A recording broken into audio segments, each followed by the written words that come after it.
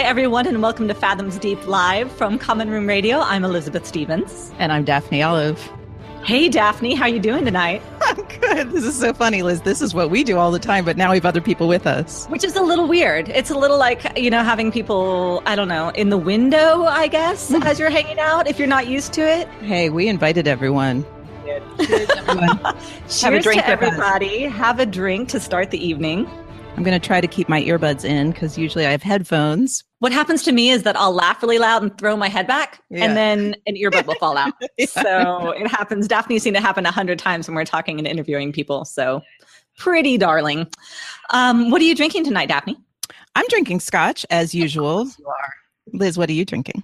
Cabernet Sauvignon, which is just fine. Little red wine. So, and I see we've got lots of people in the chat with us, and some of them are doing Whole30 and not drinking at all, just unsweet tea. Yeah, sorry. Which is good, Kim, for you. Good for you. I'm very proud.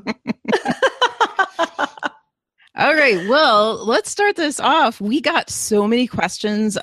We asked people to submit questions beforehand. So we're going to kind of intersperse some of the questions we got ahead of time on Twitter. And I actually did not even remotely plan which one I was going to start with. Okay. So I'm just going to pick at random because I have them printed here. And I'll say really quick before we start that if you want to ask questions in the live chat, by all means do. Just make sure you tag us. Do that at Common Room Radio so I can see those and they'll pop up and we'll get to them as soon as we can. Yes, absolutely. Alrighty. So let's start. Well, we're going to start with Teresa because she just made me my very own John Silver Funko, which is coming with me to my show next week. John, it's amazing. If y'all haven't seen that on Twitter, track Daphne down on Twitter and look at that because it's amazing. I'm so jealous. Gorgeous. Yes, Silver is coming with me to New York to my wholesale show for my jewelry, and I will be Instagramming him, my Silver, not the other one. That's super fun. That's right. Because I remember your show in New York, you had your little minion that went with you every time. Well, now I have two booth mascots. So Silver is kind of a minion, at least in the first couple of seasons. Well, he's not really my minion, but he will be for a week.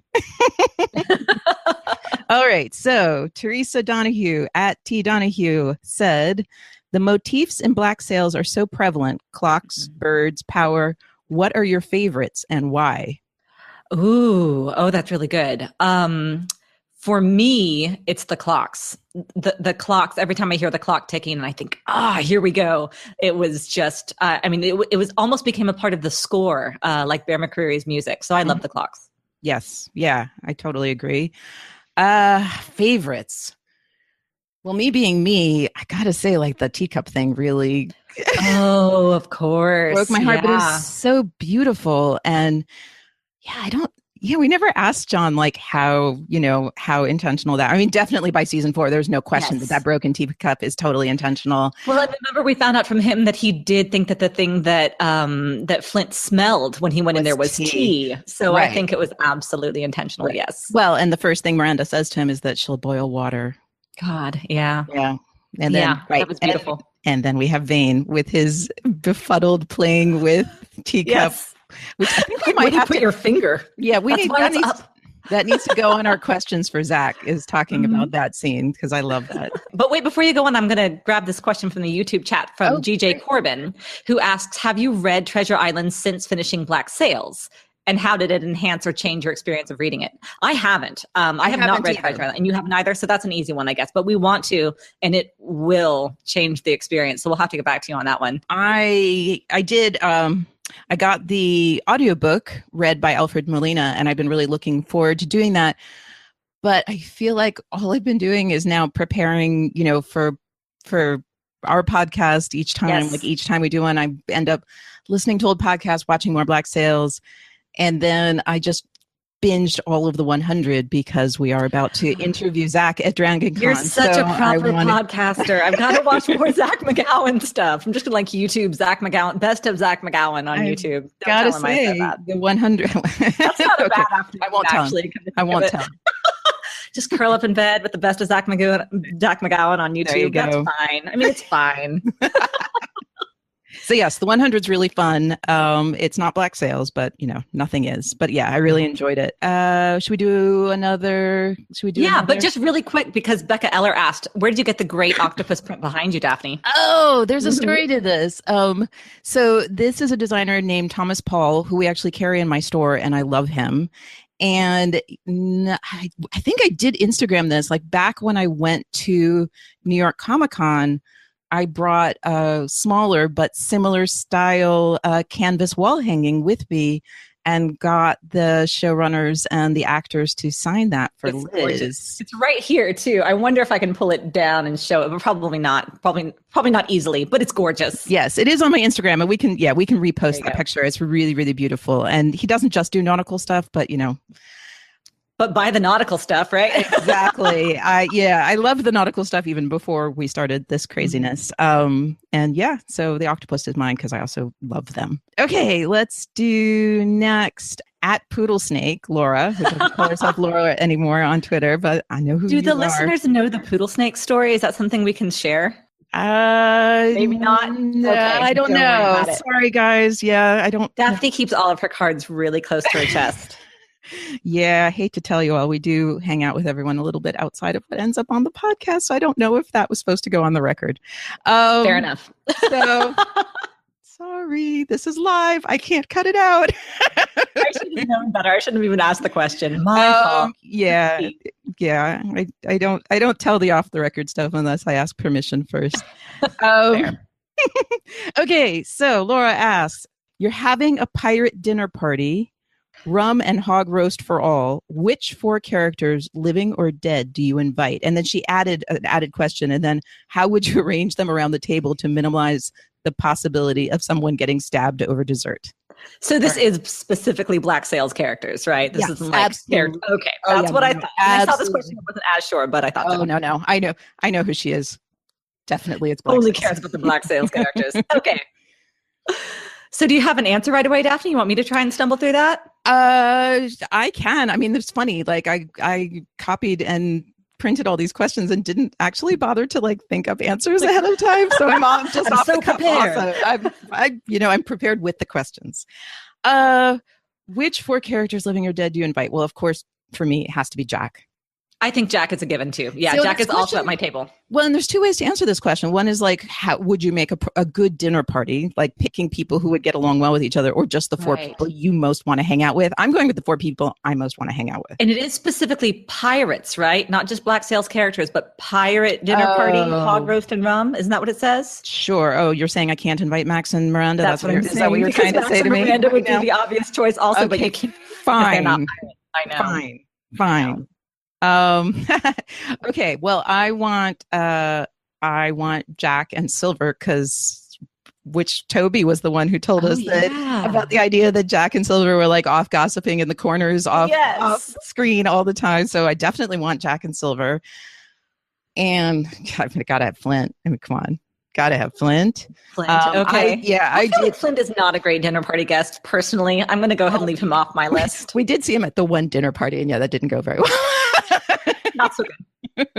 All right, Jack, Silver. They will not stab each other. Well, Anne, and she'll have to be on the one side of Jack. Okay.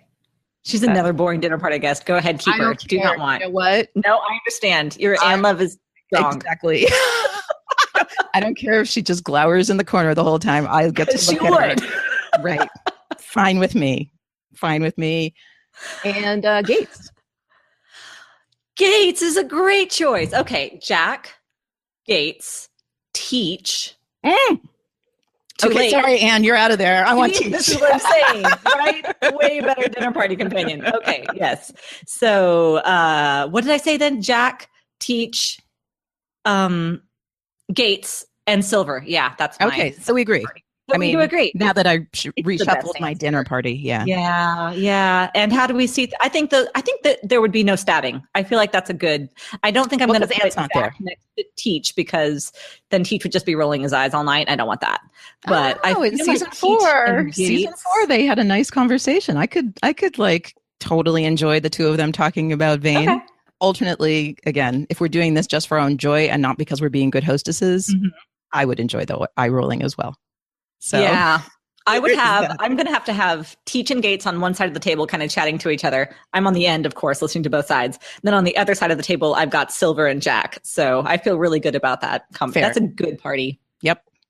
Oh, Alistair just reacted. No, Teach, Daphne. No, I amended it. I amended it. And I have to say, you guys, there is a huge lag tonight. So I apologize, YouTube chat. We are way ahead of y'all. So we're not going to be able to catch up as much with the actual conversation. So y'all chat amongst yourselves, but do send in the questions and we'll get to those. Yes. Okay. Should I do another Twitter question? Yes, please. Okay. Random. This is not random because I'm reading them quickly. I should have actually numbered them or something. Okay. We'll I have to tell you really quick that Kim Clark just said that she would invite Billy and he turns dark through the courses. And I agree with Arturo. Arturo says Teach might be wistfully reminiscent and you could get some great stories of his ex-wives. Yeah. I would listen to that all night long. I know, Liz, you are on the record for wanting to have done that. Yep. Okay, everyone also please forgive me if I don't know how to pronounce your Twitter handles. So Rivers Ideren. Oh my goodness, I feel so bad because you're a fabulous listener and have been participating in Fathoms Deep stuff. Okay, this is related. This one I think is especially for you, Liz. Oh, okay. Breakfast with Billy or supper with Silver? You may assume this is before they both go to the dark side. Okay, so I read this question earlier today, and this was what I was thinking. Would either of those guys actually talk to me, though? I feel like they would just eat in silence, scowl at me, and saunter off. But I think if I had to do one or the other, oh gosh, I think supper with Silver. You could have cinnamon rolls with Billy, but yes, for me, there's no. Billy is nice, but there's some pretty scintillating conversation happening with Silver, I think, and with Billy, you just get polite. Think about how awkward he was with the Abigail. Yep. I don't know. I don't think that would be a very enjoyable breakfast, actually. Yep. Oh no. For me, there's no question. Definitely supper with Silver. Certainly. Yes. Yeah. But he can tell me, stories about every version of Solomon Little that he wants to, and I would be thrilled. Very true. Very true. And he'd love having such a rapt audience, I'm sure. Trish at It Is Trish Rex said, which relationships are your favorite, canonically or otherwise? Oh, and I think we have to do all 4 seasons. Or I guess you can. You could stay, because there's some that we liked better in some seasons. It's true. Well, I think we can just we can just explain. We can defend our answers a little bit. I loved early Silver and Maddie so much. I say early Silver and Maddie just because for me, I got a little bit of heartbreak at the end because I don't think that things were ever quite the same between them. That's just my personal canon and how I see the story play out. But I loved them. And then I have to say the relationship between Miranda and Thomas and Flint and James was fascinating to me from the very beginning. Wow. Well, if we can do threesomes, then for me, it's Jack and Ann and Max for sure. There's no question. Sure. And if I had to choose between Max and Ann and Jack and Ann, I think it's Jack and Ann by a smidgen, but really only by a smidgen, and only just because the Jack part of that relationship, bore down into my soul early on and just stayed there, and it's so beautiful. So yeah, I think I'm going with Janix. Mm-hmm. And then within that, Jack's love for Anne is just too much for me. Perfectly fair. Yep. Megan Coles is here in the chat, which is exciting. Hello, Megan. We love you. She wants to know if spoilery questions are okay just yet. She missed all of the beginning. Oh, right. And we did not say that in the beginning. So let us now say for the record, we are just answering questions covering all of the questions, all of the spoilers. Good. I was like, tell me that you're not saying no spoilers, Daphne. Oh, no, okay, no. Good. I am 100% saying yes. Sorry, I was nodding because emphasis, but yes. Full on spoilers here, everyone. Ask your questions. If you haven't watched the whole show, then this is probably not a great hangout for you right now. No. we love that you were here, but yes, jump ship until you finish. Sorry, everyone. GJ Corbin did binge the last little bit to GJ Corbin is a personal hero of mine. So well done, son. Well done. Okay, well, since Megan's here, I know she did her non-spoilery questions on Twitter and wanted to save the spoiler ones for live because she didn't want to spoil her friends. So let's Smart see. girl, very thoughtful. Yes. This is an interesting question. Do you remember what you thought the first time someone involved with the show contacted you? Did you do a double take?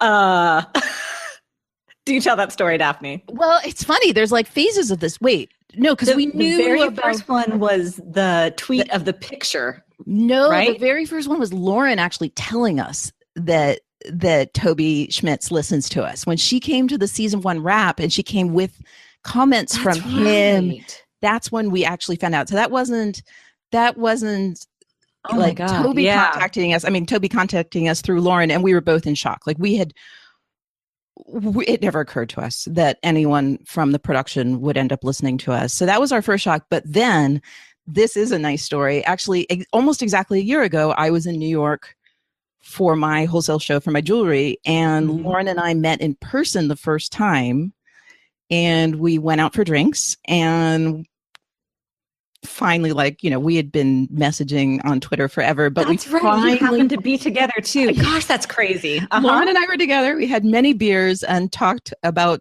Black Sails it was just so much fun for both of us, because both of us just really had never gotten to have a live conversation with someone who knew the show as well as the other one did. And so that was so much fun for us. And then I got in my taxi and I looked at my phone, and my Twitter had freaked out because Toby had tweeted a picture of Luke where basically both of them were saying, like, listen to this podcast, it's amazing. I don't remember the exact words. Drinking in South Africa, talking about our podcast. So yeah, double take. So it was just this hilarious thing that, like, Lauren and I had basically been talking about them, and then I see this tweet, and so that was huge. Yes, and that was huge. Yeah, and it was like the middle of the night, and I think I texted you immediately, even though it was the middle of the night. Yeah. And it was just, so that was really, boys, if you're listening, we love you. And thank you for that. It was very exciting time. Yeah, it was really fun. And then, then we got in touch with John, and I went to New York Comic Con, and just kind of everything just kind of snowballed from there. But yeah, it was lovely. And we were pretty freaked out. Yeah. Yes, we were. And it's one of those things we had to just try to completely turn off in our heads when we were actually doing the podcast, because we want to talk about the show really honestly. And after a while, they start to feel like personal friends even. And like, I don't want to talk bad about this scene because I know the guy, I really like his work, but I also didn't like this scene. So but by the time we did season 4, the episode, season 4, episode 4 is the Teach. That's episode 3. 3 is the Keel Hall. Yep. That was a really hard episode to talk about, honestly, because they're like, I didn't like it. Right. We were like, creators, we love you. I mean, the funny thing is that now I actually feel a lot better about, like, once you see the whole season, as much as I hated that. But we, to be honest, I'm often more nervous about my family members listening to the podcast than I am to the fact that people who make the show do. I don't know why, because I don't know. It's like doing video things make me nervous. It's just because I'm silly. All right. Next question. Do we have any questions in the chat? No? I don't think so. I don't see any in the chat. And again, make sure if you're in the chat that you tag at Common Room Radio so we can see it right away, because we're way ahead. Okay. The lag is high. Okay. So Angela, I will ask this question. I see that you just mentioned this in the chat. I think it actually was Luke. Angela asked us how we felt when John called us part of the Black Sails family. And I feel like it was Luke who said that, but maybe, I don't know. But I think it was John, because I remember being moved by that too. Yeah. So huge. It's, more so even than anyone saying it to us. I mean, the way that everyone has treated us they evidenced it. Yes. Right. Yeah, exactly. It doesn't mean a lot to say it if you don't show it, but they absolutely showed it. And that meant a lot. Yes. Yeah. It's been hugely surprising for us throughout, and yes. And lovely. And I think I've said this before, but it's worth saying again, like, it's an amazing thing to love something as much as we love Black Sails. It's an amazing thing to then find out the people who made it are just the loveliest people in the world. Like, yes. I think that's like the main thing is just like, if anyone said nice things like that to us, it's part of this larger, beautiful thing of meeting them. And just, it's, I don't know. It's just really not surprising. It's not like I expected everyone to be mean, but it's just, I don't know. It's just doubly amazing if you love something and you love the people who make it too. And we do. I think the big thing is that we're both very aware that this is a kind of a once in a lifetime thing. Like, you don't find a show that you love this much where the community around the show is so tight knit and so like a family because of where they shot, because they were down in South Africa and they became each other's network and each other's family as much as they did. And the fact that the show was so good but didn't get the listenership that it deserved, so that we were the only ones podcasting about it. We didn't have, 12 podcasts like Game of Thrones does. So everything, all the stars aligned for this. And I don't anticipate anything of this scale to happen to us again. But I enjoyed every minute of it. Did not take it for granted, that's for sure. Yeah, no, if there was going to be any group of people who made a show that I would get to meet, and it would be this group, because I love the show and I really love the people who made the show. It's been amazing. Okay, let's do another question. Hope was here and gone. We didn't go to say hi. We love you, Hope, and we'll see you in Atlanta. And also, yes, Hope has not finished the show, so I'm happy that she left. Like, go. Right? Yes. You have work to do. Why are you here? You should be watching Black Sails. We'll see you at Dragon Con, Hope. Mm-hmm. Okay, Charlie, at Charlie 1877. Bucket Charlie. That makes me happy. Okay. Your giggle is the best thing, Daphne. The best thing. Does it make it into the podcast, or do you edit it out? I have to know. No, I cannot edit it out. And I often say, like, in the same breath as where it totally ends up in the podcast. Yeah, that's wonderful. Yeah. Just things I've learned to accept. Okay. Charlie asked, okay, silly question. We know Silver gets a bird named Flint later on, but what pet would Flint have? And what would he name it? Oh my God, would Flint have a pet?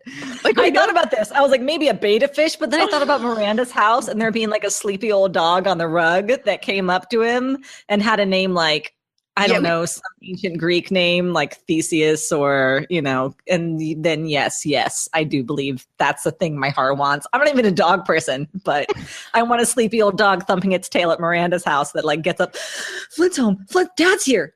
But that would be Miranda's dog. It would totally be Miranda's dog. Miranda lives there all the time. So she's also like slightly more nurturing. Slightly. What's your scale? Fine, I'll give you that. I'm not sure I'm going to give Flint. He had a dead shark, and he had a shark, and he stabbed it to death and ate it. That's how Flint rolls. Just not sure I can see Flint having a pet.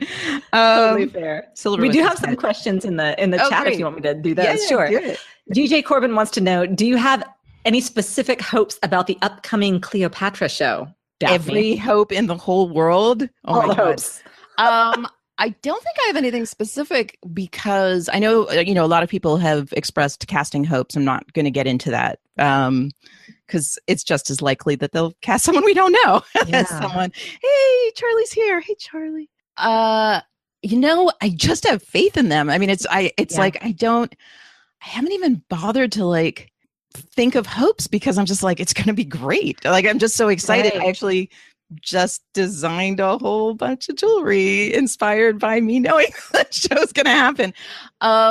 Yeah. I mean, I think my hope is that it gets made. I mean, that's my main hope, because the world of television is crazy. And if this actually goes to fruition, it's going to be fantastic. And it's that simple.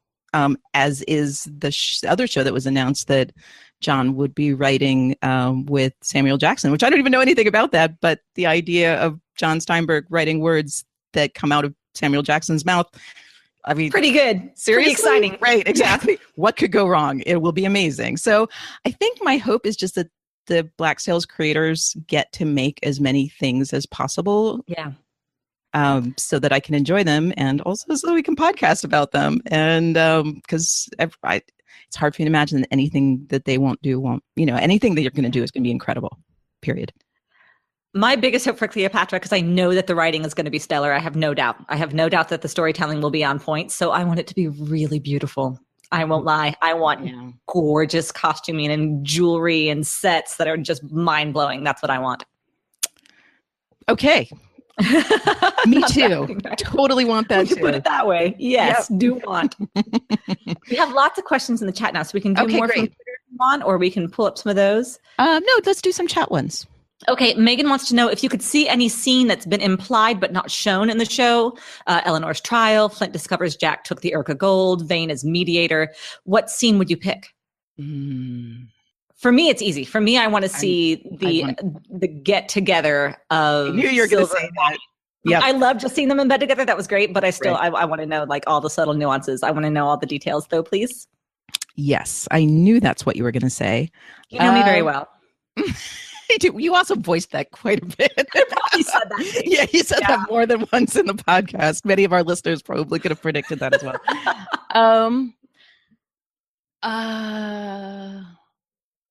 Wow. Yeah. See, I don't do this a lot. I don't do this mind exercise. I think, and I always think of the ones because Lauren always says the ones she wishes. So I'm like, have like a list of Lauren's ones in my head. I was thinking, yeah. I think what I would want to have seen is actually, the confrontation between Flint and Jack and Vane mediating it. I think that's exactly, I would have enjoyed that. I don't feel like, I say this not feeling like that there was something missing. I just know that I would have enjoyed that. So that's why I say I want it. That makes sense. Because, again, we never had the three of them in a room. I don't think we did. Yeah. Which is too bad. Interesting. See, now that's taking my brain down a whole thematic rabbit hole that we'll have to. No time. Not now. I don't have. I'm not holding back on you all. I don't. It just now that's a new question for me. Like what that could mean. Interesting. Okay. Another, what should we do now? Yeah, no, I've got one from Nina who says, remember when Vane was so upset he was tricked into getting slaves to rebuild the fort? Why didn't he insist they be paid and be freed after completion? I don't think he had the clout at that point. I don't think he did either. Yeah. Interesting. I don't know if Vane really thinks that way either. Like those are Mac's thoughts. Like this is, in the library with Grandma Guthrie, that is... we find out later that kind of Max went through that thought process exactly.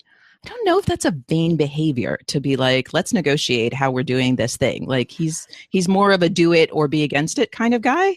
But yeah, sure. And maybe, again, that's season 3. Max's thing is season 4. So I don't know how much they had planned already. Like I feel like it would have taken huge wind out of the sails of Max's conversation, which was kind of a beautiful surprise in a lot of ways. Like we didn't know that Max had been doing this. And I think it's really important in the relationship of her and Grandma Guthrie for that moment was so crucial.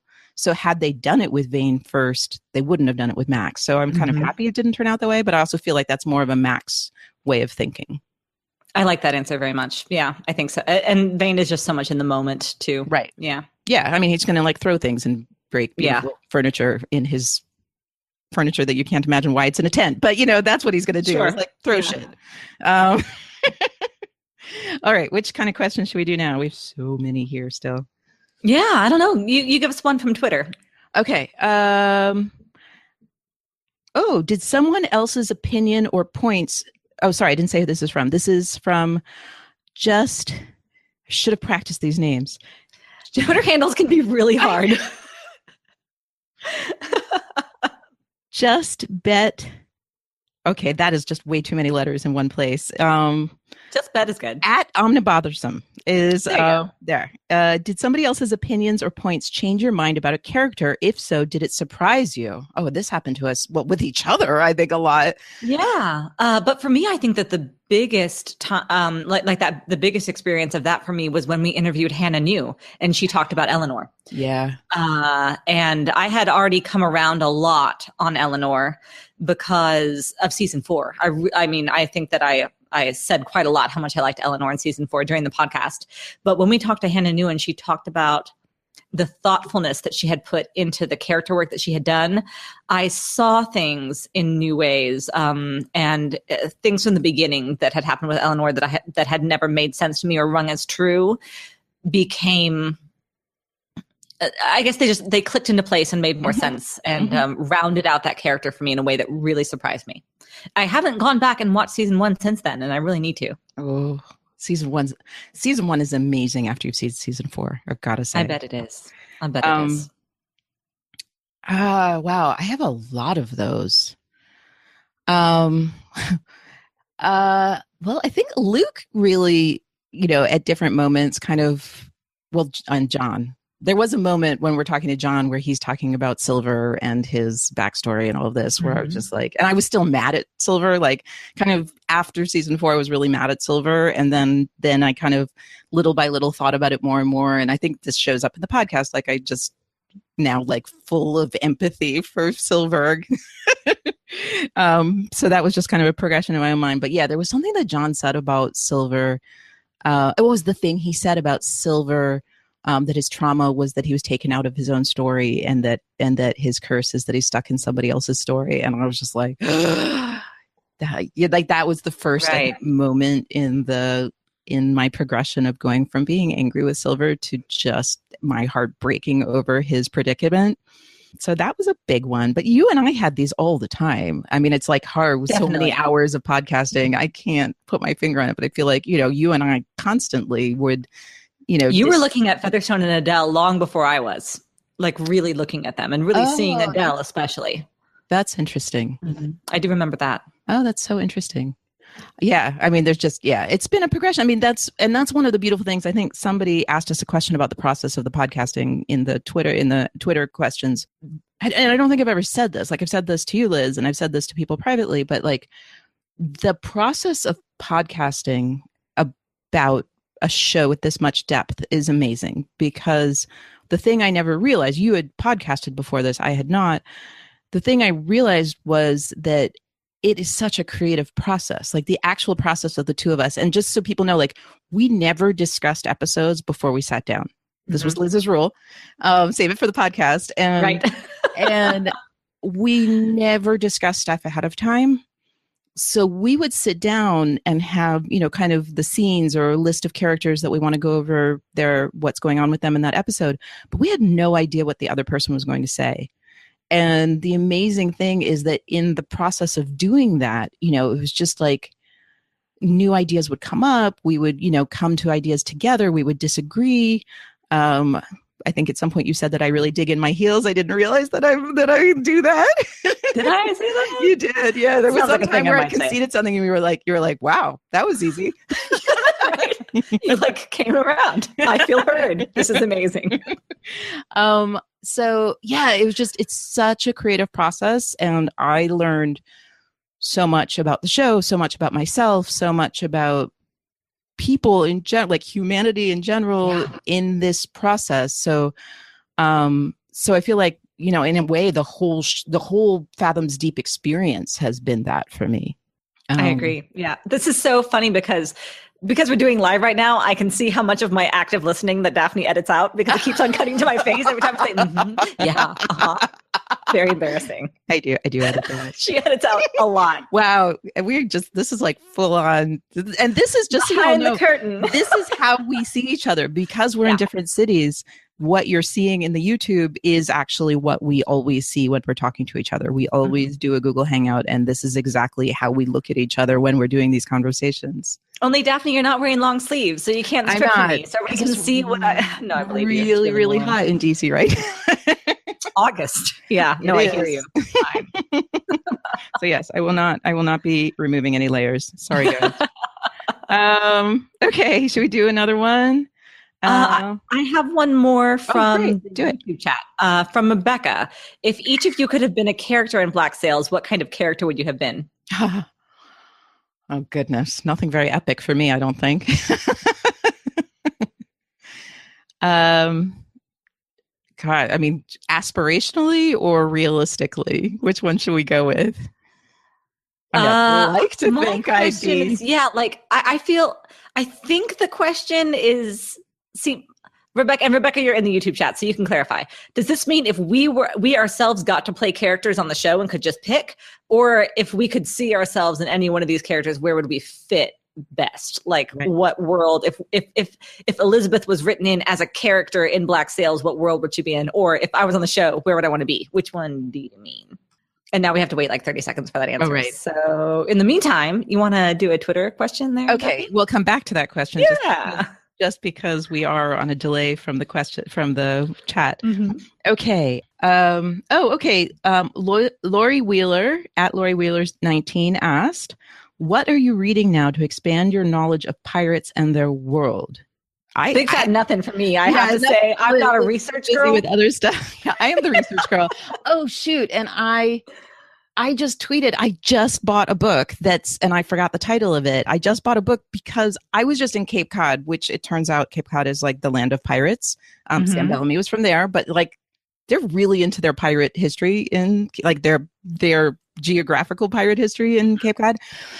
So there's a book that I was not aware of that is about it. I think it's called like Pirate Wives or something. It's about basically the communities that pirates lived in. And I will put a link in the show notes when we release this as a podcast, which we are doing. We're going to release this as a podcast. Mm-hmm. I just bought it. I haven't started reading it yet. I'm really into it. Of course, we did just do an episode with Elizabeth Minkle and Gavia Baker Whitelaw. And so they're like going down serious rabbit hole of reading all sorts of literature and philosophy from the early 1700s. Serious rabbit hole. Like, so I serious. I really Wonderland style. Yeah, exactly. I am basically happy to ride their coattails, and they're just going to suggest things to me later on once they're doing this. I mean, I think I asked them for an official bibliography eventually. So sure. So there's that. So I'm going to read the one book, and I do strongly recommend The Republic of Pirates, which we did bring up in that podcast. It's amazing. And I'm really going to go ahead and say that I'm looking for just I'm looking for like a trashy romance novel about pirates and like heaving bosoms. So if you want to send that my way, if anyone has any good, and any good recommendations for that, that's what I would like to read next. But not like history. I love it. We're very different people, Daphne. We're very different people. I will do research. Sure, go ahead. Speaking of, Rebecca did clarify, and she wants to know if we ourselves were characters that were placed into the show, where do we think that we would land? Huh. I mean, for all I talk a good game of politics, I don't think I would have the spine to have been one of those people. That's a really good question. I don't think I'd be anyone that important, honestly, because I don't really like conflict. I love conflict in fiction, but I try to avoid it at all costs in reality.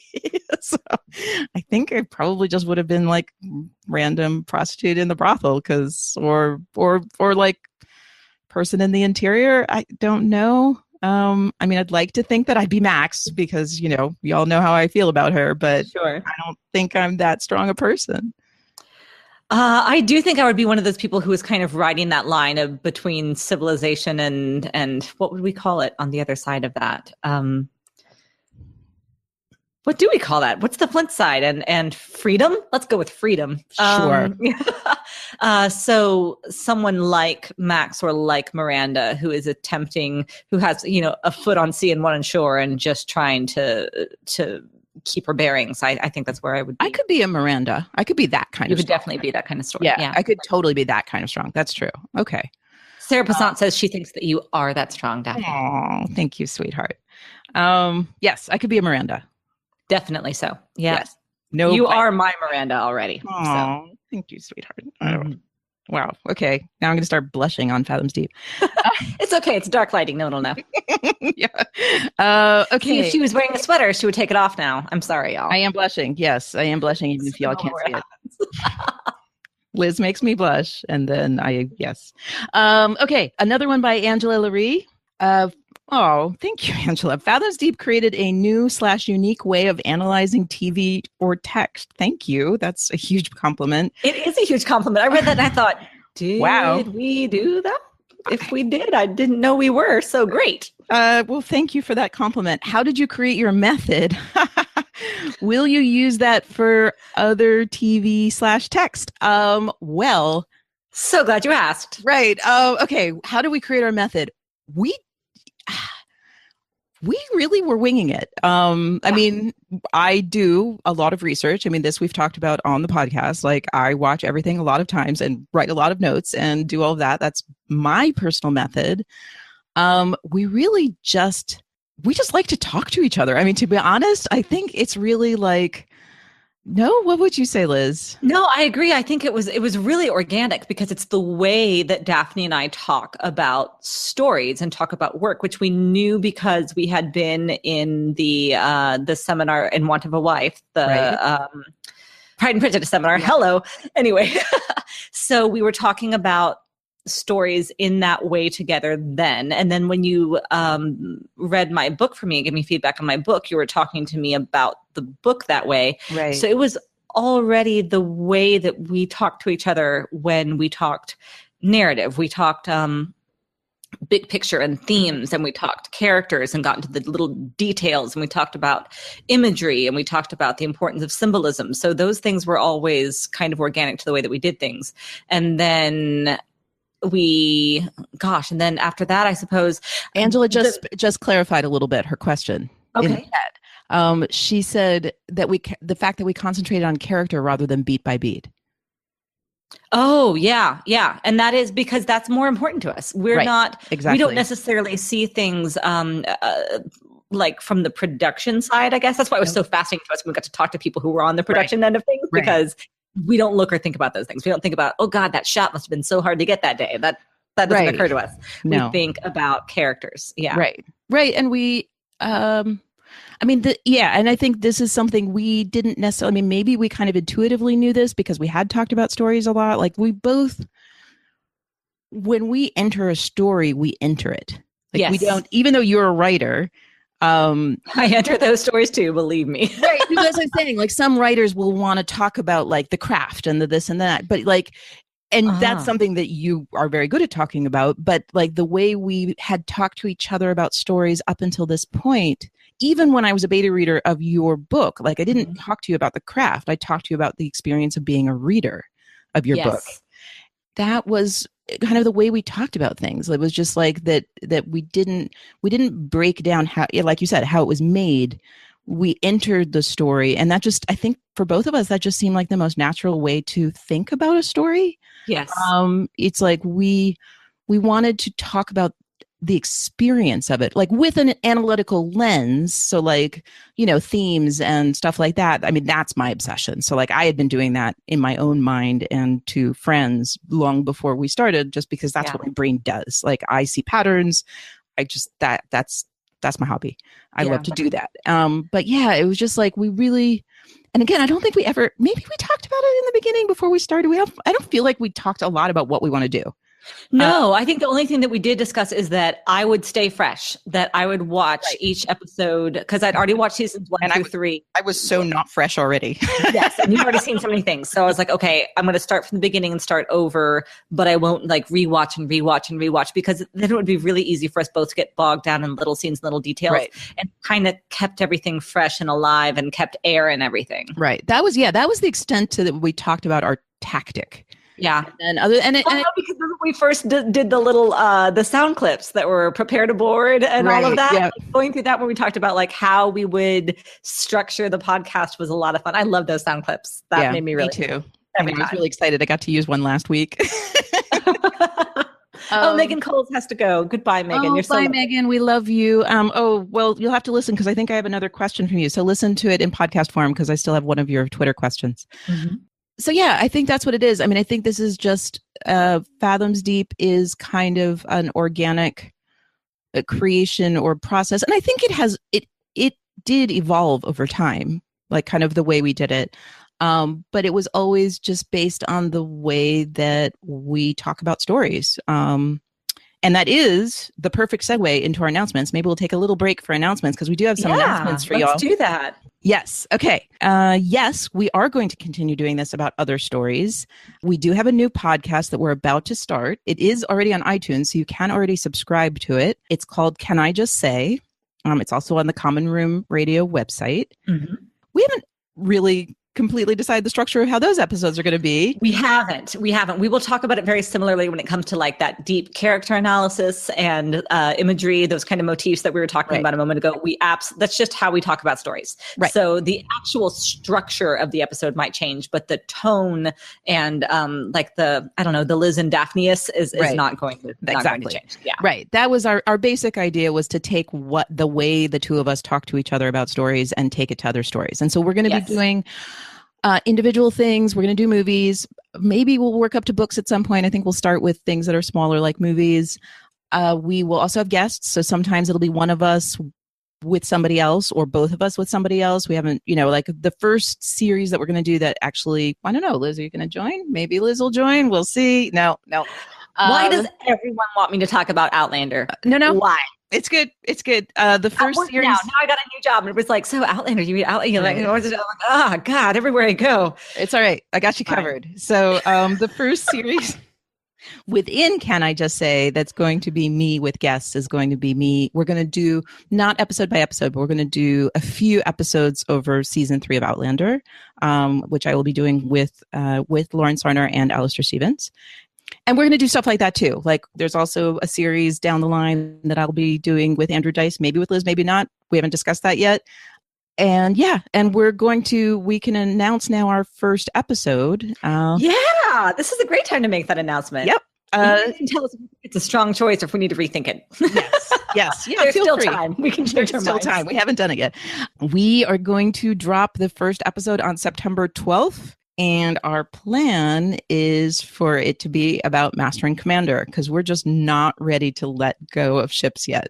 Not quite yet. Yeah, which is a great film. I haven't seen it in several years, but it was one that changed some of my outlook on life and oddly changed my outlook on marriage with the relationship between the captain and the doctor. So. I know nothing. Because I've never seen nothing. Oh, definitely! I'm so excited. It's going to be wonderful. Yeah. Also, ships, y'all. Ships. I know, ships, right? So I'm very excited to see it, and I never have. I think I've been pretty clear that I like the water, but ships were never really my thing until now. So yes, Sarah, that is the Russell Crowe movie. It sure is. People are forgiving me for not loving Outlander, which I like. That's good. That is totally fine. You don't need to be forgiven. Love what you love, dear. Thank you. I tried real hard. I really did. You did try really hard. Like really hard. Yeah. That is totally all right. We'll be fine. So that will be the first episode. There is an intro episode that's just a little bit of us. You get to hear our music, which we did have we spent a lot of time getting right back to the original music we chose from the very first minute. So Daphne spent a lot of time. I listened to 4 or 5 clips and said, "Meh," like the first one. She spent a lot of time. She did. It's my captain. Yeah, it is my nature. Okay. So, and that doesn't mean that we're done with Fathoms Deep yet. We are going to be doing Fathoms Deep, but from this moment, we will, from the time that this drops, which we're recording on Wednesday, and it will drop on Monday, and then Fathoms Deep will then go to sporadic. Yeah. With no promises. When we have something exciting and juicy that we think you're going to like, we'll drop it, but we're not going to just fluff this thing forever. Exactly. So we do have some thematic episodes still planned, but they're going to happen when they happen. And we do have some hopefully interviews that we're just working still on timing and scheduling. But again, we're not going to stay within an every other week schedule. We're going to, Can I Just Say, we'll be every other week, and Fathoms Deep will move to when we have something awesome for you all, you'll get it. And the first awesome thing after this will be our next announcement, is that we are going to Dragon Con. We have talked about this. Maybe some of you all know, maybe not everyone. We're going to Dragon Con Labor Day weekend. And the next episode will be us interviewing Zach McGowan live at Dragon Con. Yes, at 11:30 a.m., which changes the rum shots idea just a little. We're assured, mostly by Hope, who was in here earlier, that Dragon Con is pretty much like no rules, just right anyway. So if you want to do rum shots at 11:30 a.m., nobody's judging you. It's fine. Feels a little early. I'm not real sure, but we'll see what happens. That's going to be a lot of fun. Not normally my way to do things, but I have never spoken in front of an audience in my whole life. So ever. I know. Oh God, Daphne. Yes. Now that's okay. That makes much more sense to why you're so nervous. Yes. Okay. Never. Well, I'll be right with you. I speak in front of audiences all the time, or I have a million times. So no worries. It's going to be fine. Never. It's going to be fun. Me never. Yes. I already told Zach that I was bringing rum, and I already informed him that it's only nominally for him. So yes, don't judge me, everyone. I don't usually drink at 11:30 in the morning, but I will be that day. Nobody blames you, I think. Yep. Can't wait. It's going to be super fun. So, and that is another one of our announcements is that we have a raffle going on. If you go to the news section of commonroomradio.com, we have a raffle where we are, Sarah wants me to take my glasses off. Then I won't be able to read the questions. That's true. She meant at the con. Yeah. Oh, at the con. Yes. So you can't see everybody. So it's just like a big blur and you don't really notice. And it's just like me and Zach. I will memorize my questions for Zach and I will take the glasses off. It's very smart, actually. It's a smart choice. Yeah. So we have a raffle.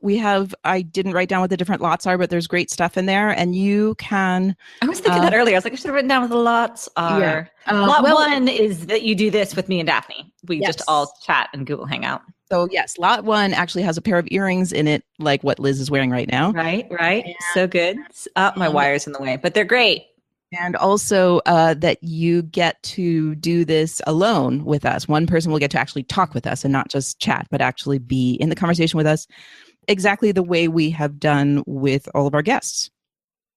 So that is lot one. And then the other ones include a copy of Rackham's Razor, a copy of Liz's book. Sarah, who is in the chat, Sarah Pisano is going to do some piratey art and something else. T-shirt? I think one of the proper pirate T-shirt and earrings. Right. Yes. So you can go in and you can pick which thing you most want to buy a raffle ticket for, and buy as many. The more raffle tickets you buy, the more likely you will to get that lot. So go over to Common Room Radio. This is to raise money for our trip to Dragon Con. And you can also just donate if you're not into t-shirts or whatever it is. So that's fine too. Exactly. And appreciated. So yes, we appreciate that from the beginning. We really, really do. Yeah. This is a great opportunity and a great expense. So thank you very much for all of your help. Yes. And that's it, I think, for our announcements. Yeah. So we can go back to questions. Okay. Yeah. I don't think we have any more in the chat. So do you have another Twitter question for us? Okay. Kim at Clower Cottage said, I guess we kind of have talked about this. What surprised you most about the podcast? Do you have an answer for that? What surprised you most about the podcast? Getting a divorce. Okay. There is that. Yes. Kind of a big deal. Yeah. No, the podcast changed my life. It really did. Yeah, it changed my life too. I mean, not in as obvious a way as Liz, but yes, but still very significant and poignant, I think. Yeah, I feel like so too. I mean, it was interesting. My husband's best friend is visiting. I was kind of telling him the story of this past, I guess it's almost a year and a half now, and I was saying like I was very shy about recording my voice, but it was not just my voice, like physically. I think I had always been very shy about saying things in a public way, like saying my opinion, like, even though I don't feel like I spend a lot of time talking about my personal life in the podcast, he's like, yeah, but you do. He's like, just, what strikes you and what's important to you and how you feel about things. He's like, that is personal. Yes. So that was a big deal for me. That was a really big deal for me. Mm-hmm. And so, yes, thank you everyone for being part of this with us, because that is kind of a big deal. It is. Yeah. There's a lot of vulnerability to it, I think, to really talk about what moves you week after week in a show that's so personal and so human, I suppose, to talk about like the hard work of being yourself, I suppose, and the best version of yourself, and getting perspective, and not letting the world tell you what is right or what is just if it bounces up against your sense of right and wrong. I mean, it was a very personal show. It was. Yes, very much so. Okay, we have another one from Trish. Trish says, if you could take back one character death, who would it be and why? Gosh, I assume this is not about like, even if it makes the story not work, but just like personally, because personally, I would take back Miranda. I want Miranda to live. And I think that we could have had a division between Miranda and Flint that was so strong that it became like a death to James, enough for a lot of the character work and not the character, but for a lot of the plot to stay the same. Mm-hmm. But we wouldn't have got that depth of character, that change that we saw in James as he became more James again and less Flint. So it's hard to imagine the show without the death of Miranda, but God, I missed her every moment that she was gone. Yeah. That's my answer too. It's just sorry everyone who maybe wanted us to say Bane. Oh, but no, I mean, the thing about the deaths, right? I mean, the thing about the deaths is what you said, is that they all had to happen for the show. So yes, I mean, I want a lot of things from Miranda. Yeah, sure. But her death was necessary for the story to do what it needed to do. But yes, I would like Miranda to be alive right now and like hanging out with us. That's what I would really like. Yes. I think I said that when we were talking to Louise. I was like, I just really want to hang out with Miranda. We have another question in the chat. Sure. GJ Corbin wants to know, what is your favorite comedic moment in the whole show? Mine might still be fruit, tit, tits, he says. Which I have to say did not work for me either time that I watched. Like, I didn't find that scene particularly funny, personally. I love it. You loved it. I know it became a favorite GIF. I know. Not for me. For me, it's thank you. So it was Celeste. I have no notes. Yeah, I think for me too. Yeah, that's got to be it, right? Oh, it's so good. I love that line. No, yeah, they're all going to be Jack, of course.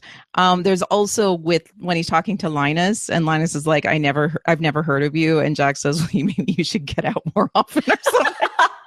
It's basically, all the Jack moments. There are so many Jack moments. I can't say all of them, but there are a handful that are really good. Yep, exactly. But yes, I have no notes. Pretty amazing. We'll love that forever. Okay.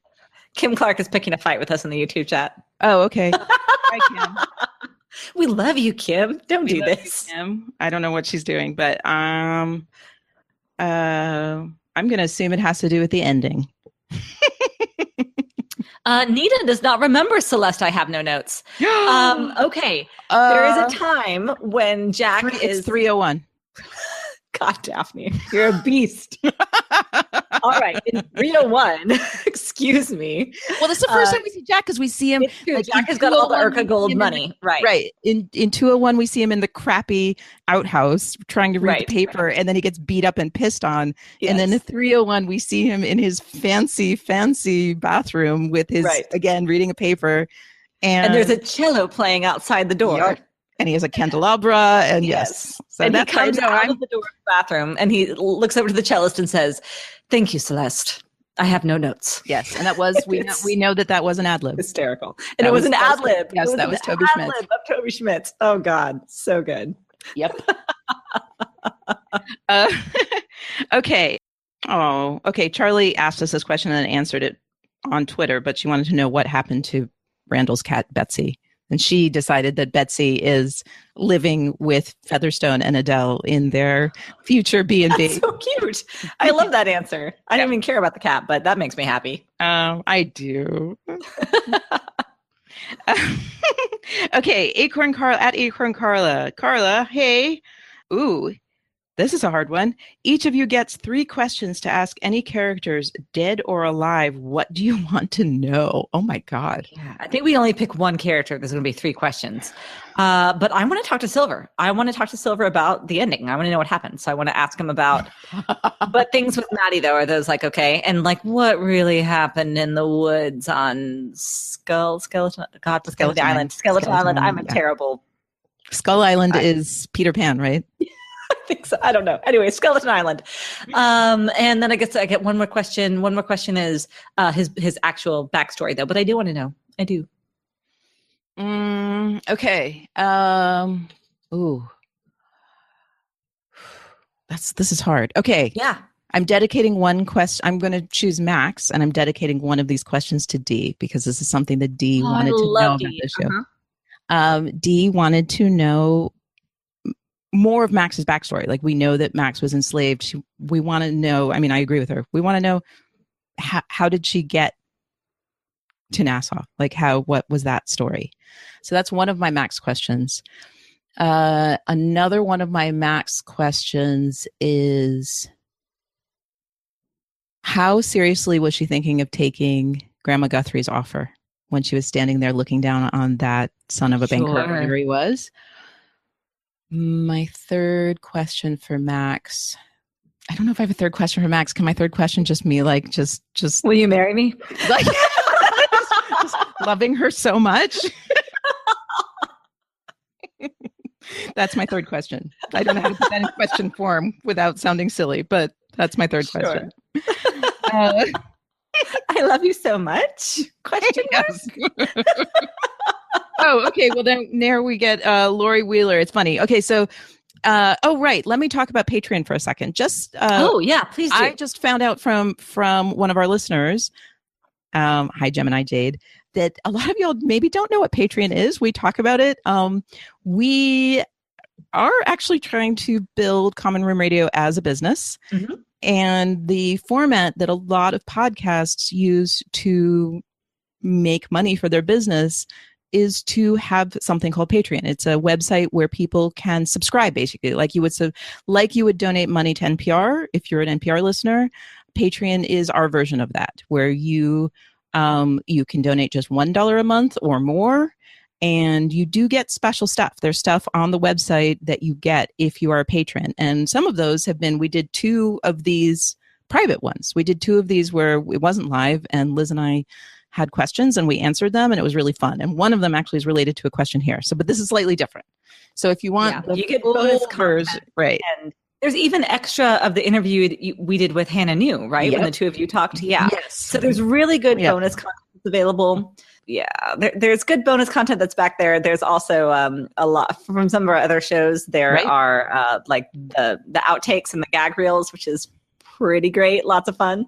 Yes, and it also, helps us continue because this does take a lot of our time, so it helps us continue to do this. So okay, in the ones in Patreon, we do have a version of this, but this is slightly different. So Lori Wheeler asked, shag, marry, kill. And she has a female version and a male version where she's actually giving us the people. So we have to choose how we do with each one. Okay, so I'm going to interrupt really quick because I don't think you said that's patreon.com/Common Room Radio. We should say that. I should. Yeah, we should say that part. Proper podcaster. Okay, the male edition of Shag, Marry, Kill is... I like this game a lot. Vane, Rackham, Teach. Okay, I'm going to marry... Shit. Sorry. I know what I'm going to have to do now. I know. Yeah, no, I know.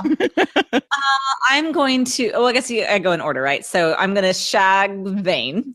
I'm going to marry Teach. I'll just be his 10th wife. He can, 4 months long. It doesn't matter. Whatever. Good stories, good times. Moving on with both of our lives is fine. And then I'm sorry, Jack. I'm not interested in being your lover or your wife. But definitely, we can go out for drinks sometime before I kill you, I guess. Okay, everyone, y'all are going to be shocked with me, and I'm sorry to open new wounds. I'm going to shag Teach. Into that. Marry Jack. Mm-hmm. And kill Vane. I'm sorry, everyone. It is fated for you, Charles Vane. Oh, man. Just a few weeks from now, I get to talk to Zach. Sorry, Zach. Okay, now the female version. Anne, Miranda, and Eleanor, and she didn't put Max in here. I know. What am I going to do? Max, you got to really rethink your game there. Oh, shit. Okay, go ahead. You first. Okay, tell me again, Anne, Eleanor. And Miranda. Miranda. Okay, I marry Miranda. That one's yeah, I think we're going to have the same ones for this. Yeah. Yeah, and I'm going to shag Eleanor. I'm going to kill Anne. Sorry. If she doesn't kill me first, because she might. Oh, no. I am totally going to shag Anne. No, you can. I'm not into Anne. And kill Eleanor. That's fine. Sorry, Eleanor. Sorry, Hannah. Totally fine. And, marry Miranda, of course. Who wouldn't marry Miranda? Exactly. I ask you. Thank you. I might have the unpopular answer there, but that's okay. I stand in my truth. Okay. Next up. Oh, okay. This is a really good question. Okay. Lee W. London asked, what would you say are the themes in the show which connect to issues relevant to our modern society? Oh my goodness. I know this could be a 2-hour podcast all by itself. All of them? Yes. Well, I'm going to say something that I've said already in the podcast, but I also would like to say this again. I just want to talk about how many emails we got about the dragon speech, what we call dragon speech, and just how many people said, this is my story, and this is how this speech spoke to me and my, how I had been marginalized through other people telling stories, casting shadows on me. And telling my story and turning me into a monster, or my people into a monster. So there's that, which covers a lot and especially feels very relevant, very, very relevant right now. Mm-hmm. Goodness, what subjugation of people because they're gay, because they're Black, because they're women, because they are, again, a category of people that live outside of the rules and the stories told by the dominant society. That's huge. Yeah, I completely agree. It's reminiscent of that that Captain America quote that I love so much about when the whole world is telling you that something is, I don't know, that something is right, but you know it to be wrong, or anyway, you plant yourself like a tree beside the river of truth and say, no, you move. That quote. Yes. All of that is forever true. It is just a universal truth, and it's timeless. You just kind of called the Black Souls creators Captain America in a way. I'm cool with that. I'm sure that they are too. I don't know. I feel like I like it. Might be a little bit white hat cowboy for John Steinberg, but that's okay. Possibly. Maybe that this next, oh God, what is it? The next Civil War, whatever it is, where he's got the dark beard of sadness. Maybe that's when John Steinberg's gonna be like, no, that's my guy. Right. That's my guy. He has to be like a proper pirate. Right. Okay. So Laura at Poodle Snake also asked this question. What are the most important things watching this show has taught you? Personal / creative. When we went into this a little bit about how it changed our lives a little bit, but what has the show taught you? The show taught me, I don't know if there's an elegant way to phrase this, except that people are more complicated than I thought, and that goodness is more complicated than I thought. And that perspective is of a greater value than I had been led to believe. It changed universality to me a bit, or a lot. It made me harder to indoctrinate, which is pretty important. Mm-hmm. Yes. It's been amazing to watch that process in you. Goodness. It's hard to start with what this show has taught me. One of the things that have been really beautiful in talking, in particular to John Steinberg about his process was, I feel like I learned a lot about creative process. And as a person who, I have been a designer for a really long time, and I definitely have put a lot of thought into my own creative process, but there have been some parts of our conversations that have really been kind of neat in seeing kind of the universality of that. You're a friend of mine who's a writer, and I have other friends who are writers, but there is a really beautiful thing about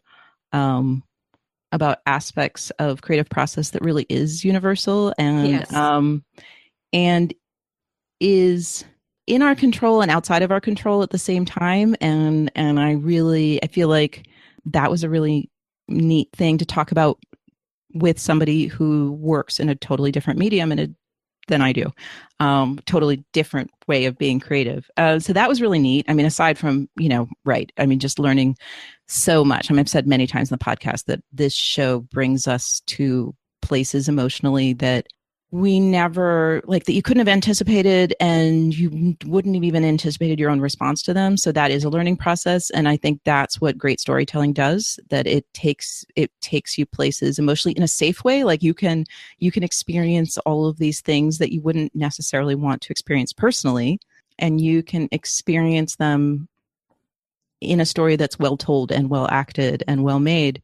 You can experience them in a way that really opens up your mind and opens up your own understanding of the world and yourself at the same time. Yeah. Yeah, that's beautiful. I love what you said about the creativity too. I didn't really answer that part of the question, but it was so hard for me in those interviews with really everybody. I always wanted to dig in more to the creative process and like the artistry of creation. And I had to remember, we're talking specifically about Black Sails right now, though. But that's one of the things that I've talked about, like in the back of my head, just like a pet project. Like if I could, how wonderful that would be to have a podcast that was just talking to creatives and artists about their process, about how they are inspired and how they get inspiration onto the page or whatever the product is, I suppose. Because so many artists and creators I have found feel like it comes from not only the truest part of themselves, but also outside of themselves. They feel that they cannot take credit for the work that they do. And that fascinates me. Yep. Well, that could be a series we do on Can I Just Say? That could be fun. Could be. Yeah. Yes, because it would be neat also to do it with like people of different media. Yes. Like do it with visual artists and do it with. Yes. Yeah. That would be the main thing, is to get as far on the spectrum as possible. Yeah. Everyone from somebody who's, who welds beautiful gates to the John Steinbergs and the, Lee Zimmerman. God, I'd love to talk to him. If you don't follow him on Twitter. Yeah. Do. Yep.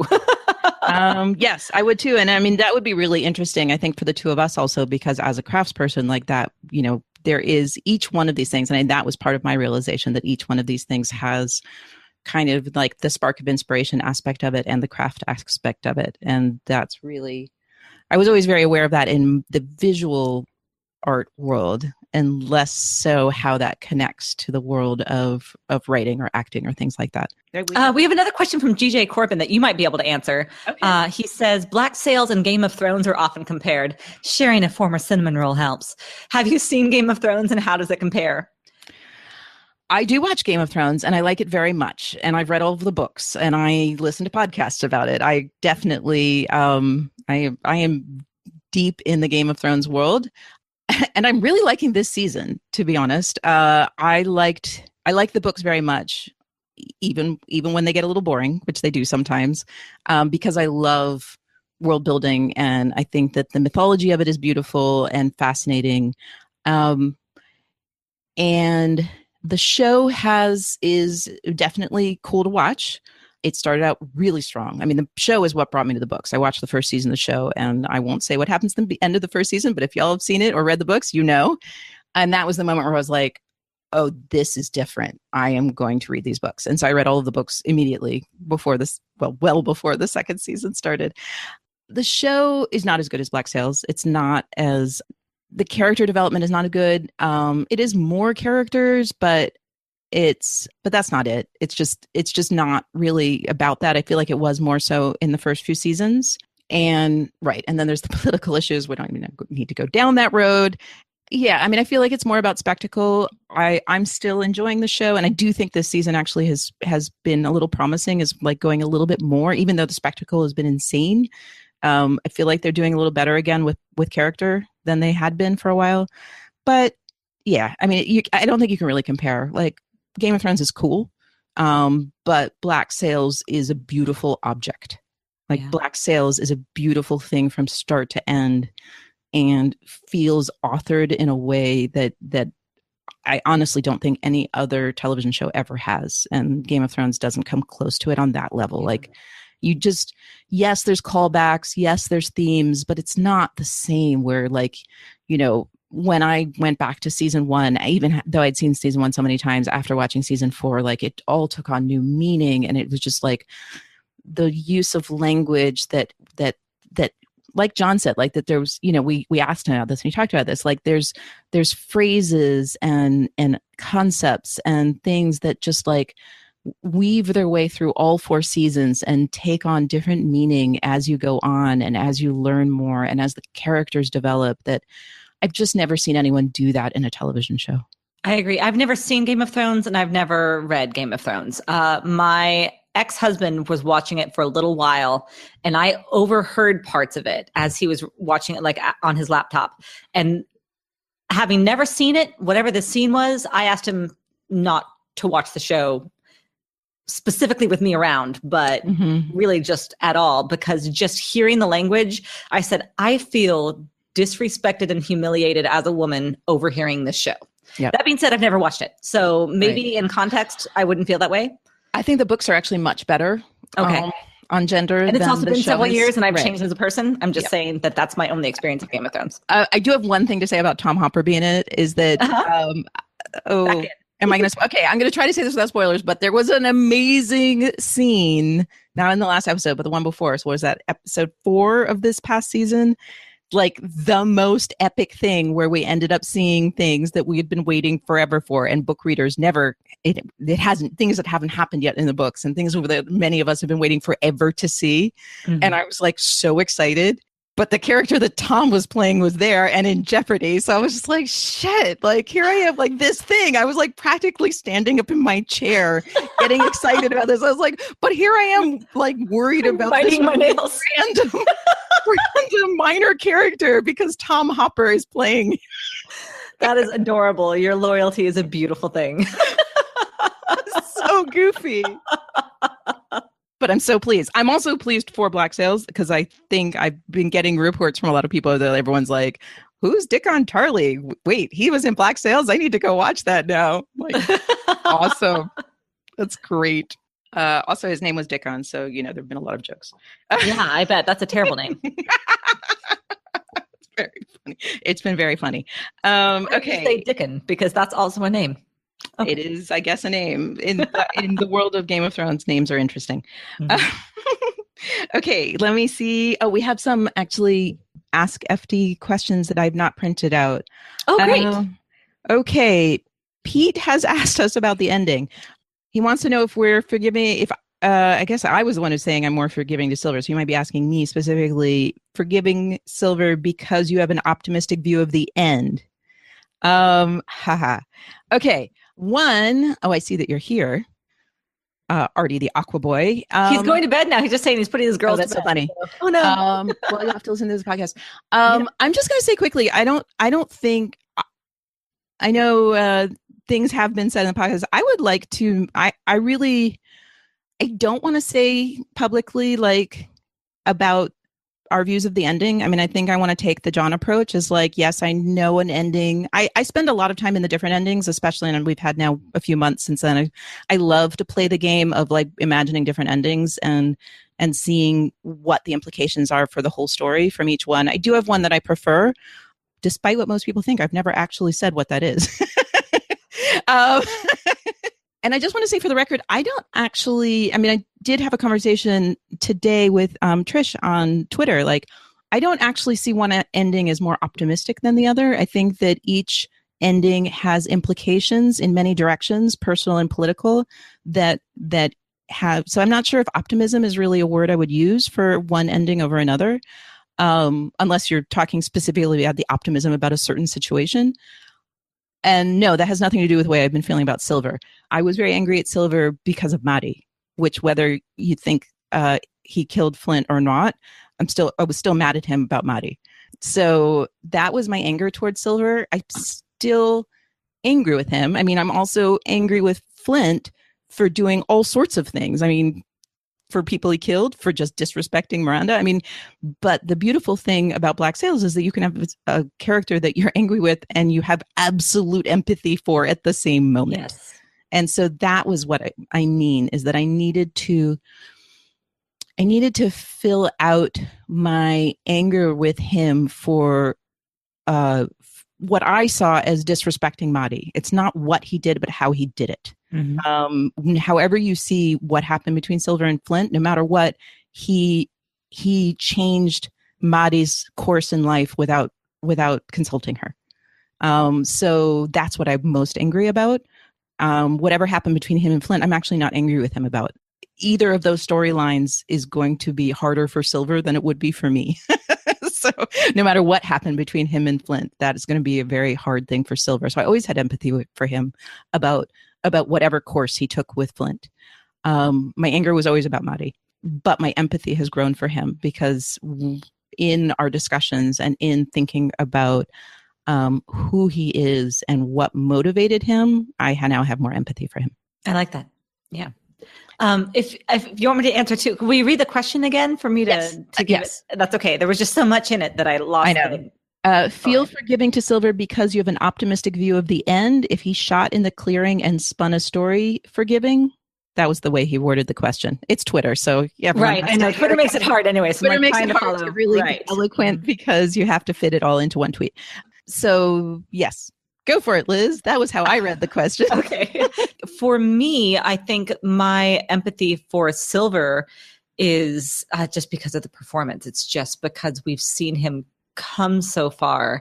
I can't, I just can't give up on him. I can't throw my hands in the air, I suppose, in the same way that I could be forgiving of Flint when he murdered Gates. I can be forgiving of Silver if and when he pulled the trigger, because he's making very difficult choices under very extreme circumstances. And I might not agree with them at all, but I can have empathy for the character and still think that they are profoundly wrong. Right. From Sarah at Morwen. Sorry.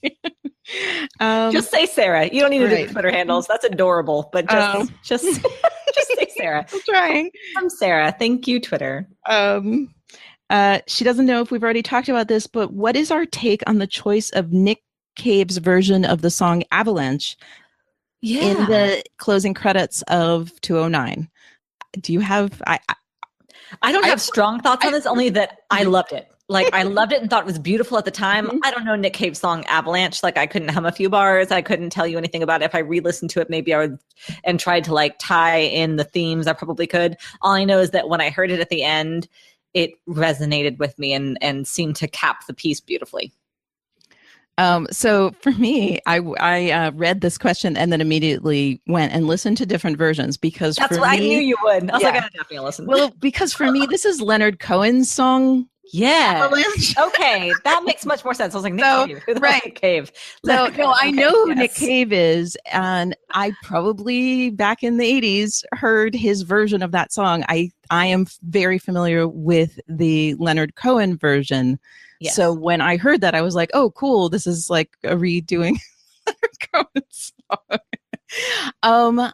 And so, no, we hadn't talked about this. So thank you for bringing this up, because then I did listen to the three versions and it was fascinating. I listened to, again, Leonard Cohen, and then I listened to the 80s version, and then I listened to the Black Sails version. And you're so dedicated. I'm very proud of you, Daphne. It was really fun. I mean, really fun. No, sure it's a really sad song. You were kind of fun then. So I think at the time I was like, okay, I've never really like listened to this song and analyzed it. But it feels angry and sad. So that was, I think to the extent, it is very striking because is it the only time that there's a song with lyrics? Wow. Yeah, it sure is. So that felt very important. Of course, it's right after anyone who's still here who's not watched everything, go away now. I'm about to say something. We've spoiled everything by now. I know we spoiled. Right. That's true. We already talked about Miranda dying. So it's right after Miranda dies. So it's just like, to this day, I don't know how many times I've watched that episode. To this day, I cannot watch Miranda be shot without just being completely gutted by it. Yeah. So for me, I think it just was part of that. Like, I didn't really think like, how do these lyrics tie to this? And, but I gotta say now, after listening to all three versions, the version that Nick Cave did for Black Sails is my favorite version of that song. So, which is pretty cool. But yes, it feels to me like sadness and anger, and anger about being what you are and not being accepted for it. So how insanely appropriate. That's what I had to say about that. So thank you, Sarah, because that was really interesting for me to listen to the 3 versions all at one time. I really, really enjoyed that. Yes, I did enjoy it. But yeah, it's a sad, angry song that you love. Yeah, exactly. Oh, but this is a good one. Okay, so this one is from Megan at Ithaca. When Ash is related to 209, we're back in 209 now. When Ash asked Flint to confess all to London, do you think he was genuinely interested in progress or more in cruel spectacle? Oh, I don't think it was cruel spectacle. I mean, I think he was thinking like a politician. He was thinking of what would work. I think that he believed, because you try to remember who Ash was in the beginning, that people change, but they don't change that much. I think he believed in the power of truth and what is true. I think that he felt that he had compromised himself. So I think he was throwing James McGraw under the bus and making him take the hard hits while he stood clean in the corner, and that he was a coward for it. But I don't think that it was spectacle that he was looking for. I think he was looking for someone else to do the hard work of being a good man. I think you're being slightly more generous to him than I am. Fair. I tend to do that for people. I don't think he ever wanted this plan to work. I don't know if he wanted spectacle. I think he wanted for this thing of James and Miranda showing up to go away. Oh. Sure. And to take him to, I mean, it's interesting. Was he ever planning on doing it? I mean, he didn't meet with them. He didn't seem very happy about it. So I guess he couldn't imprison and hang James there because of Abigail. So I feel like this was a plan to get him to, I mean, there's just no way. I mean, I said this back then. There is no way that James Flint McGraw, whatever you want to call him, would stand up in London and tell this story and not be hung as a pirate. / hung as a gay man. So how do we never give him a nickname like James McFlint for when he was like the in-between? We should have done something. We missed that. Sorry, listeners. Dimples McFlint. Dimples McFlint. Yes. Oh God, that's great. So I sorry, Ash. I think that he wanted them out of Charlestown, but he never thought this was going to work. That's too bad. Yeah. I liked him so much in the beginning. He was the one person who stayed in the room. So I want to give him the benefit of the doubt, at least a little bit, but I appreciate that. One person who stayed in the room. We don't know when his spying for Alfred Hamilton started. God damn it, Daphne. Sorry. I mean, I don't know that. I don't know that for sure. No, that's a very good point. Very good point. Right. Because when he stayed no, actually, I take it back. Him staying in that room was right after Thomas and James kissed. So he might have been spying on Thomas at that point for his father, but he was not spying on their relationship yet. Okay. So yes, he did stay. I mean, yeah, I think he wants to be a good man. I do think that, but he's also a practical man. And he said that. He said, you want to be part of civilization. This is what civilization is. Yeah. Once they showed up in Charleston, he needed to figure out a way to not basically look bad in his daughter's eyes. Yeah, Charlie just asked, when do you think Peter Ash decided to betray Thomas? Before or after McGraw returned from Nassau with word of the pirates taking it over and killing the governor's family? I think that makes the most sense. It does. Again, I don't think he's an okay, I don't want to use the word evil. It's hard to use the word evil in a show that never uses evil. But never use the word, yeah. Right. I think he's a man who has good intentions to a point. Like, remember, like when we were talking to Louise and Nick, and I was like, everything you're saying is just really resonating about everything we've seen about Silver just now. Like, he is willing to be good to a point until that point is dangerous to himself and his family. And so I don't, Slytherin. Yeah, exactly. So I don't think that he was like like, ooh, cool, I'm going to spy and do this. But I think, so I think it's more likely that it's after James came back. But it could be before. I mean, we know he said that the reason he did it was because Alfred Hamilton threatened him. So we can't know for sure. I don't think he came to Alfred Hamilton. I think, yeah. You see what I'm saying? So I don't know if it really makes sense. On the flip side, I don't know if it really has anything to do with things he heard in the house. It has to do with whenever Alfred Hamilton was like, enough of this already. Yeah. And which also might be related to when the governor was killed, because Alfred Hamilton would know that. So I don't He is the most villainous character as Alfred Hamilton, I think, in the whole show. Yeah. Yeah. Yeah. I think he's the only one that's like, no, I don't see your side. I don't. I mean, Ned Lowe is villainous. He's just a lot. Oh God, Ned Lowe. But he was crazy pants too. But he was like get that kid on medication. That was different. Yes. Yeah, exactly. So I don't think that Peter Ash did it because he wanted to mess his friend's life up. I think he did it because he wanted to save himself and his daughter. Yeah, sure. Which is not villainous. It's also not noble. It's also completely understandable. Yeah. And this is what Black Sails does to us.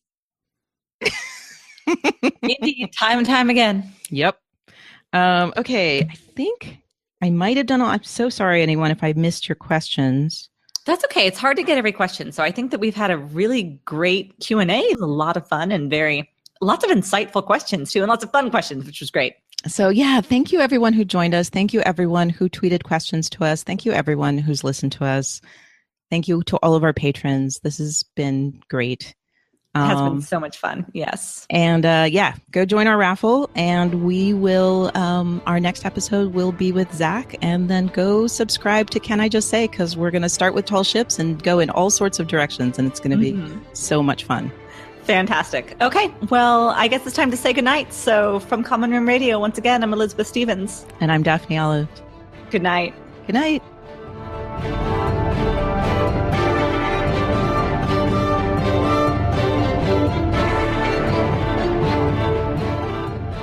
Deep is a Common Room Radio production. For more information and access to other programs, please visit us at commonroomradio.com. To show your support, pledges of as little as $1 a month can be made to patreon.com/commonroomradio. Join the conversation by using the hashtag Fathoms Deep and follow us on Twitter at Black Salescast. We ask that you keep your tweets respectful and positive, and please avoid spoilers. If you have more to say, we want to hear it in all its spoiler glory. Email us at podcast@commonroomradio.com with Fathoms Deep in the subject line. Thanks for listening.